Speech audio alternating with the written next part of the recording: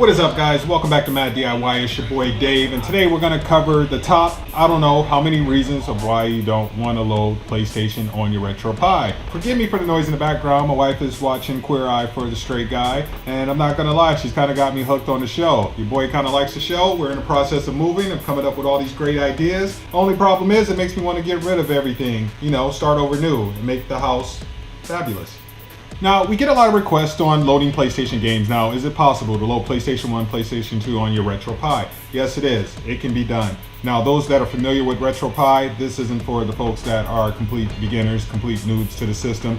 You will know through experience, RetroPie has a hard enough time running Nintendo 64 games. Sorry for the other noise in the background. The 3D printer's going, got several orders I got to get out. So we're going to just let that guy run in the background. But at any rate, if you're familiar with how Nintendo 64 games run, PlayStation is going to be even more of a nightmare. So you see these YouTube videos where these guys, they're playing the PlayStation games. Yeah, you'll get a handful of games that'll work, but I'm going to tell you the background story to what's really going on so you'll know. You may not like this video. If you don't, slap a dislike. If you do, slap a like. Either or, I don't care. At least I'm presenting you with the information that you need. So let's get started. Reason number one, basically what I just covered. If you compare Nintendo 64, which didn't require as much power needed in order to run the game versus the PlayStation, then you'll see the comparison and difference for those that actually have a RetroPie with Nintendo 64 on there. If it doesn't live up to your performance, the PlayStation won't. The number one reason is going to be a performance issue. It's just not up to par with it as of yet. Now, do I think later on down the road? Yes, of course, it definitely will. First reason is going to be performance. Reason number two is, in order to do reason number two, we got to kind of put a value on it. So let's say if you had a RetroPie that was worth, let's just say $150 with a couple of controllers, a 32 gig SD card. Let's just say that one is about $150, and that gives you roughly 14,000 different games, which covers all of your Ataris, all of your Nintendo consoles, your regular Nintendo, Super Nintendo, Nintendo 64, your Game Boy Advance, your Game Boy Colors, you name it. 15,000 different games, $150. So that would all fit on a 32 gig SD card. And of course, your 32 gig SD card would have to be a class 10,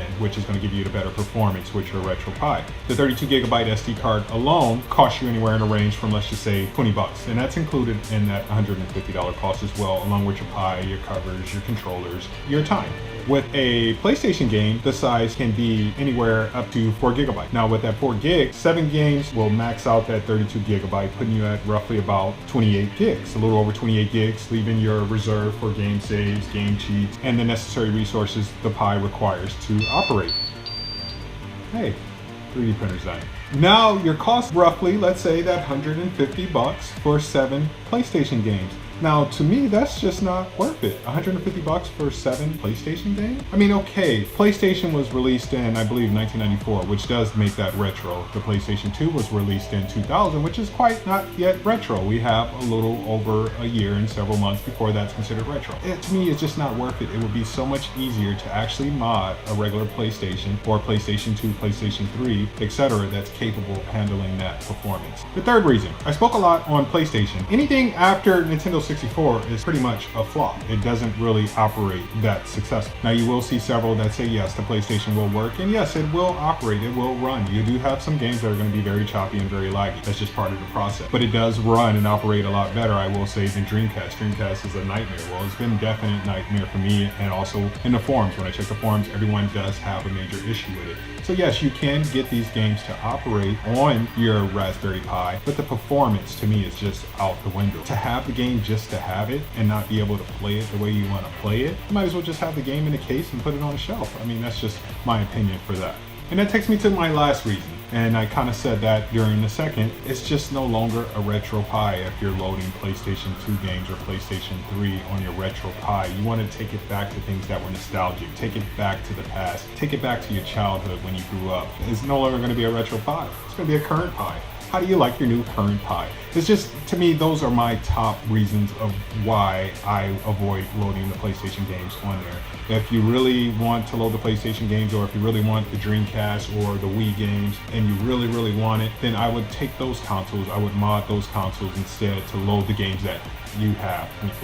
and put those on the system because it's capable of handling the performance, and you're going to have a smoother outcome with that. And it's so much easier. And just think about it, you can get a PlayStation off of eBay for 20-30 bucks. Take that system, mod it, put all the games you have on that system and run with it. It's going to be a lot better. So that's just my top reasons. Let me know what you guys think in the comments. Let me know if you agree or disagree. Let me know your other options. I'd like to hear from you. So just let me know what you think, or let me know if you're just here for the comments. Thank you guys so much for tuning in. It's your boy Dave with Mad DIY signing out. Till next time, peace.